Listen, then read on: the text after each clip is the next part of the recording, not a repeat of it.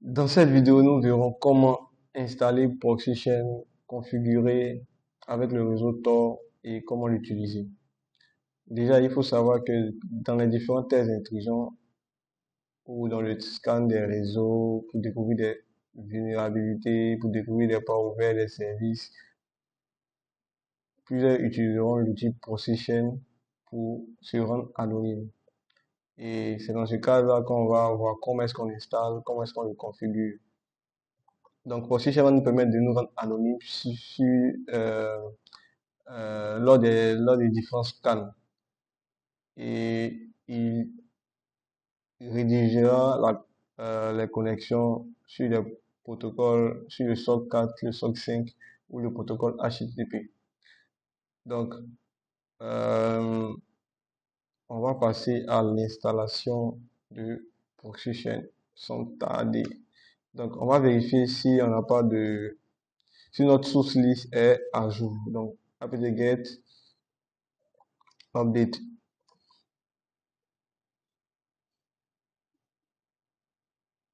Ok. Je crois qu'il a à jour. Donc, on installe maintenant ProxyChain 4.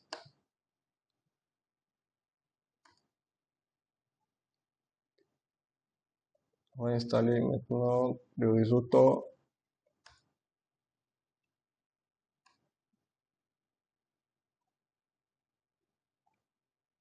Ok. Une fois que ça c'est bon, maintenant on va passer aux différentes configurations. Donc, il faut savoir que le fichier de configuration de ProxyChain se trouve généralement dans le fichier etc. Les différents fichiers de configuration y sont. Donc, on va ouvrir. Donc, moi je vais aller avec. Donc, vous pouvez vérifier déjà en fonction de la version que vous avez utilisée, ls etc cc / ok. Donc là, moi, j'ai le 4, donc automatiquement, je peux prendre sudo v. Donc, j'ouvre mon fichier de configuration de ProxyShare.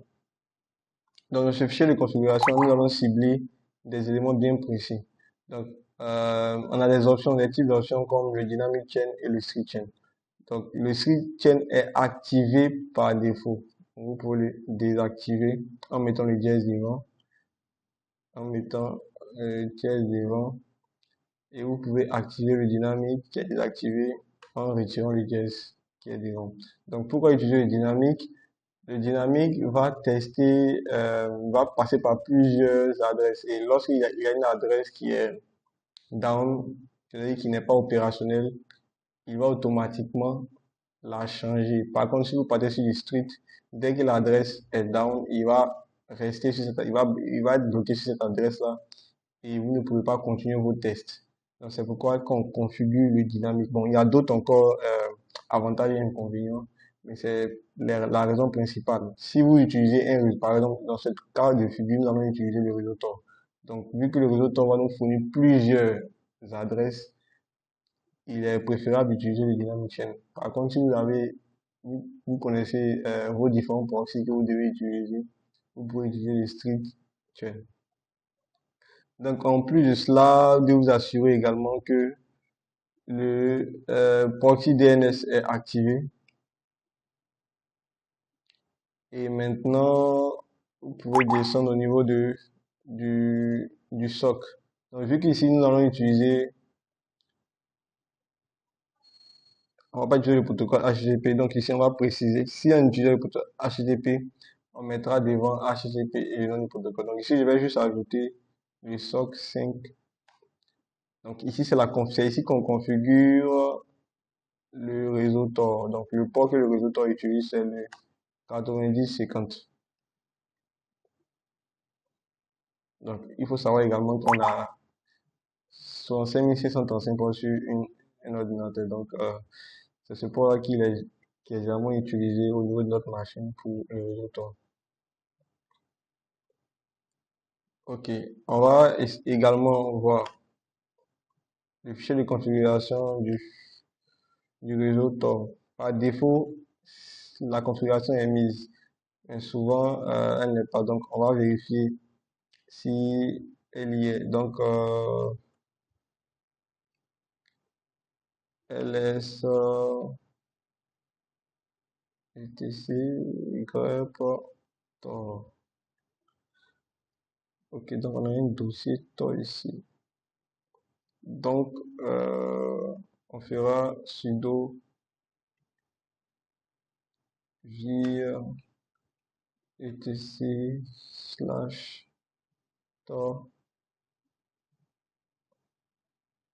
Donc, c'est un dossier. Ok, donc c'est ce dossier qu'on cherche.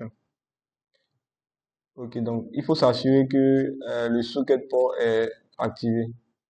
Donc, vous voyez, c'est le socket port qui va communiquer avec notre position pour tourner l'adresse. Donc, il a activé déjà chez moi. Donc, il a enregistré ce fichier.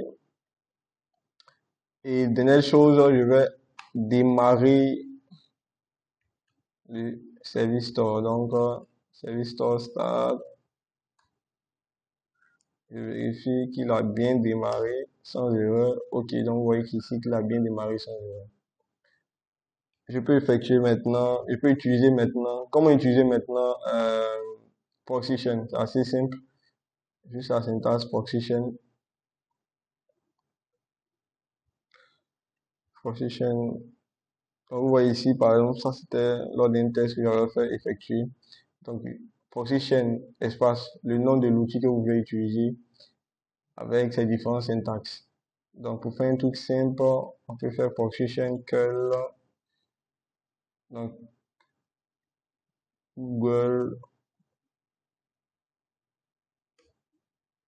google.com.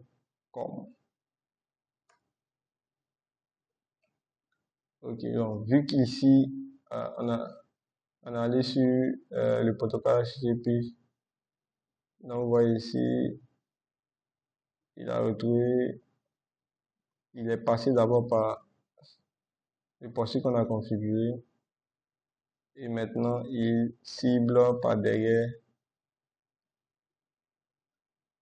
l'adresse.